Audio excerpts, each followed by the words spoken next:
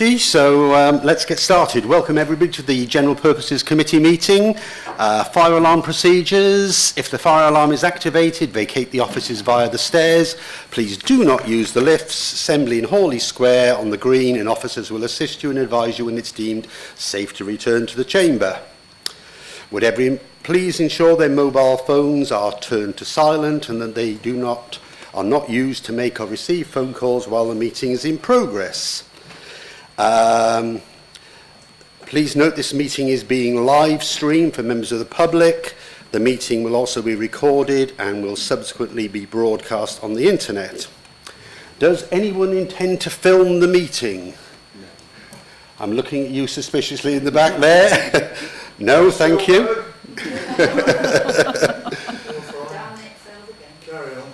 Okay, officers in attendance, we have Ingrid Brown, the Head of Legal and Democracy and Monitoring Officer, Sonia Godfrey, Head of HR, and Sarah Flack, Employee Relations Lead, and they will be able to answer all the questions you've come up in your reading for this meeting. Does anyone have any declarations of interest in items of business on the agenda for this meeting? I didn't think so. Oh, have I missed apologies? Sorry. Any apologies?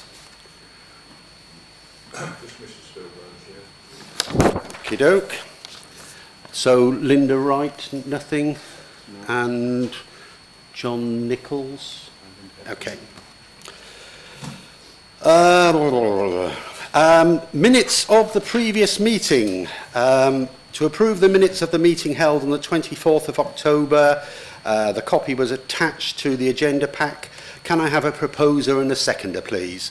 Proposed, Steve Alban, seconded, John Davis. Thank you. Are we agreed? Agreed. Thank you. Minutes of the extraordinary meeting held on the 12th of December 23. Again, the pack was attached to the agenda. Can I have a proposer? Corinna, thank you, and Tricia Austin, thank you. Do we agree? Agree. It's going very well, this. Okay, to the meat of the meeting now. Phase 2 HR policy review.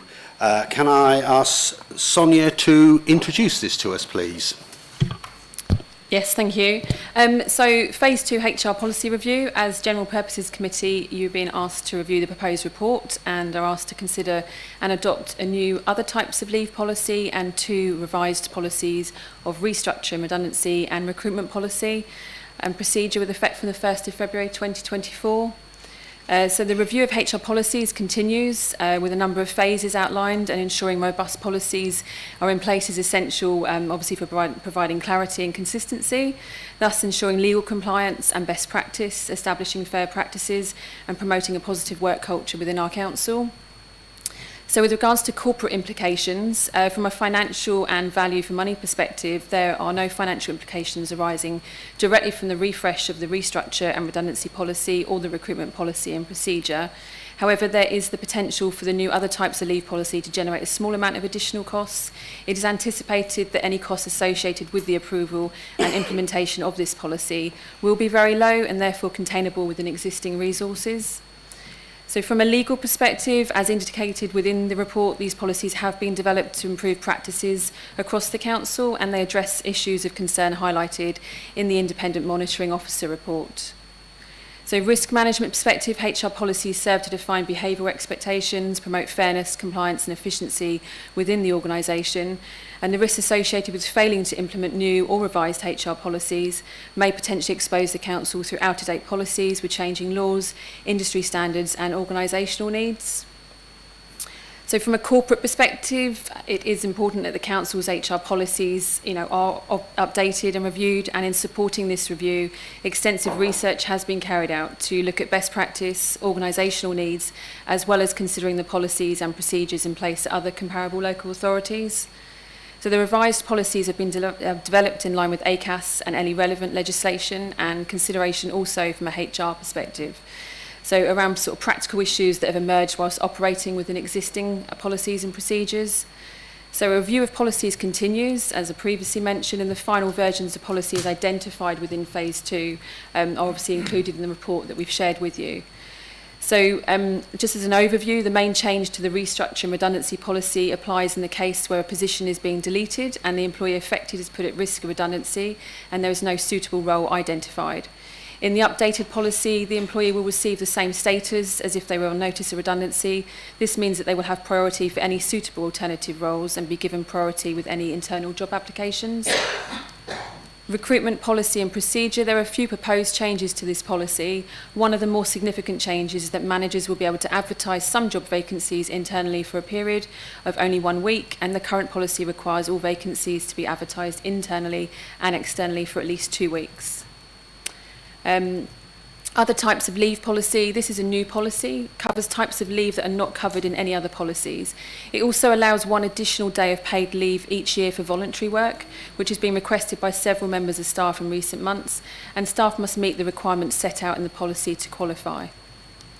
So with regards to consultation, I can confirm that the draft policies were agreed by CMT before commencing a 30-day consultation period with the trade unions, Unison and GMB and staff. And during the consultation period, feedback was received from staff and Unison. Feedback did not result in any significant changes to the draft policies, and only some minor changes in wording were applied to the proposed policies. Positive feedback has been received from both staff and Unison in regards to the 1 day paid leave each year for voluntary work, as covered within our new other types of leave policy.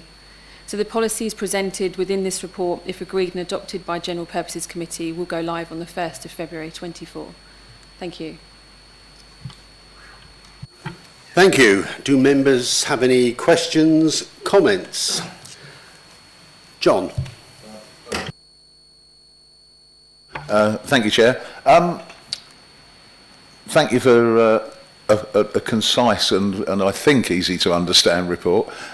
Just one question, and it may relate to the business of people's jobs being vulnerable and obviously them getting priority. I wondered why the change was made where the managers will only need to advertise internally for a week. Is that to streamline and accelerate the process? Because within a week, obviously they're not, you know, if there's no interest in a week, why would there be in 2 internally? Yeah, so currently it's mainly secondments that we have the issue with, if you like, so we don't really offer external secondments now that we've come away from the shared service. It's mainly internal, so if somebody's wanting to step up into a role, it's only for a set period of time. We've got candidates internally. That's the sort of circumstances we mean. Anything where we need to be competitive, they will still need to go out externally. So this gives you built-in flexibility? It's that tiny bit, yeah, flexibility for managers, yeah. Thank you. Thank you, Chair. I've got a few, I'm afraid. Is that okay? I want to know, under the restructure and redundancy, kind of what discretion heads of service have before something becomes a restructure. So we've got several new heads of service, including Ingrid. If somebody comes in as a head of service and looks at who there is there and what roles there are and thinks, oh, we could really do with tweaking that a bit, does that count as a restructure? How does something like that work, a sort of small tweak? That's my first question. I'm sure you can add to this, Sarah. What we're doing now going forward is that HR are working very closely with heads of service on any changes they want to make departmentally. So absolutely, there may be some tweaks that just need to be made. It might be just change in job description content. It might be potential acting up within certain roles. Whatever that looks like, HR will support and give appropriate advice. We also present on a quarterly basis to CMT a restructure overview. So from a CMT perspective, we are aware corporately as to what restructures are happening and kind of prioritisation of those restructures as well. But yeah, absolutely. If it is just minor tweaks, then we would be working and giving the right advice around that. I don't know, Sarah, if there's anything else you wanted to add to that. All I would say is where we need to comply legally with any consultation periods, we will do so. So it will depend on the nature of the changes to the advice we give. Great, thank you. That was the first one. The second one is just a tiny little, I suppose, probably grammatical ex-English teacher thing, which is under the right to be accompanied. At the beginning of that section, you've suddenly got, you have the right to be accompanied, where everything else has said the employee this and the employee that. So for consistency, can I suggest that we change that to the employee has the right to be accompanied? And can I ask, this is quite a, obviously necessarily legalistic sounding document. Is there going to be, or is there, a sort of simpler version for, so if you're an employee threatened with redundancy and you're feeling really panicked, is there a simpler version about these are your rights and so on for an employee who maybe doesn't have backing of a union or whatever? Yes, we have guidance that sits on the intranet site. That's going to all be taken down and re-put up in a format that everybody can utilise quite friendly. Brilliant, thank you. And under recruitment, we've got obviously that people who are under threat of redundancy, etc., are the first to be considered for vacancies. I'm wondering, we had a long discussion at Overview and Scrutiny the other week about the use of temporary staff and agency staff, and I'm wondering what rights, if any, people have who've maybe been working for us via an agency for a long time. When an appropriate vacancy comes up, will they get considered before external applicants, or do they have just the same right as an external applicant? So agency workers, they would have the same as external candidates. However, people on fixed-term contracts with us do have the right, yeah. Okay, brilliant. And the last one is an observation rather than a question, which is I'm really pleased to see about the volunteer days. And can I suggest that we also consider the possibility that either those or in addition, we offer employees learning days where they have the opportunity to learn something that's not directly relevant to their work. An organisation I work with a lot of local authorities on this. It's a really good motivator for employees, and it actually broadens people's scope in all sorts of ways, and I'm very happy to have a conversation with you about that separately, but it's a really beneficial thing for employees, and I'd really recommend it. Thank you. Steve? Yes, thank you, Chair. I was just thinking about that last point there. When I was a member of staff here, I would have put forward to, I'm quite interested in pubs. So I think that might be a good, that might be a good idea. But anyway, I'm just so pleased that HR is now back in TDC. I didn't like it going out in the first place, but hey-ho. So I'm really pleased about that. And I think, as well, every organisation, no matter who they are, should be frequently looking at the policies, especially HR policies, obviously to keep up with legal changes, etc., etc. But I think, and the work as well between the employer and the trade unions is important, and I'm just pleased that obviously Unison and the GMB have made their little comments, the small comments, but are in agreement as a way forward. And I just say keep up the good work. Thank you, Chair.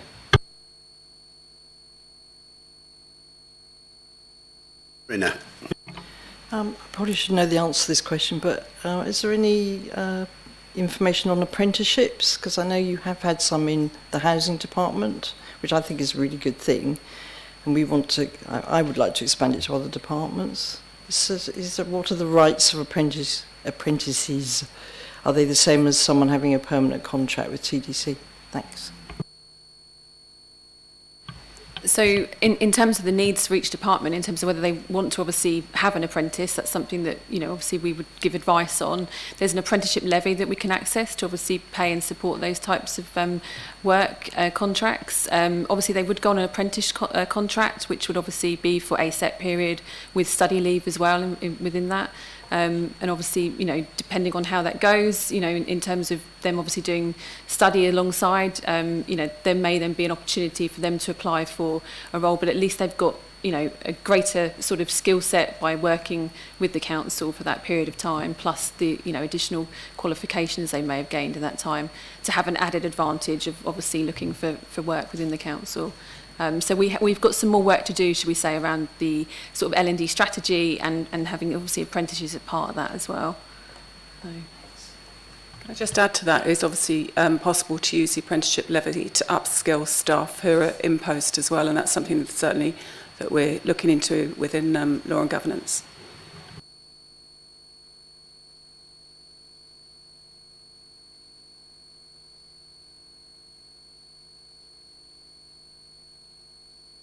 Yeah, I just thought one of the things I'm hoping that we still retain, and I haven't got a clue, that's what I'm asking, for leave of absence, like you're talking about to volunteer day. Do we still include where people belong to the army, or go on their 2-week training, etc., etc., etc.? Oh, is it? Oh, I missed that then. I must close my eyes at that point. So we do. That's fine. Thank you. We do, and just to say, we've obviously added some more within the content of that policy as well, so it's very clear. And we're also going to be doing some additional, aren't we, on some other policies for managers as well, so they're aware for people doing union activity or armed forces activity, so they know what the process is around that as well.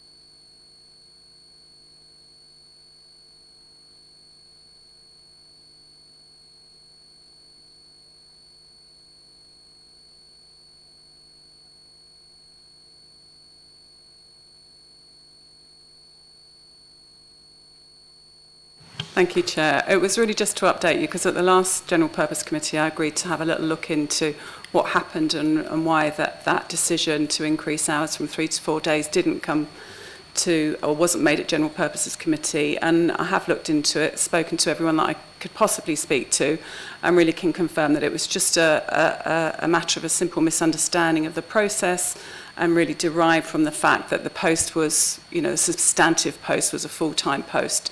So just a lack of understanding derived from that, but that's obviously been remedied. Thank you.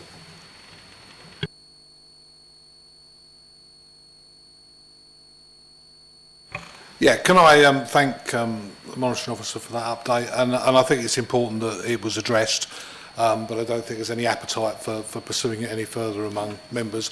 I think we were quite happy that it happened. We were just aware that it hadn't happened in an appropriate way. So we'll know next time, won't we?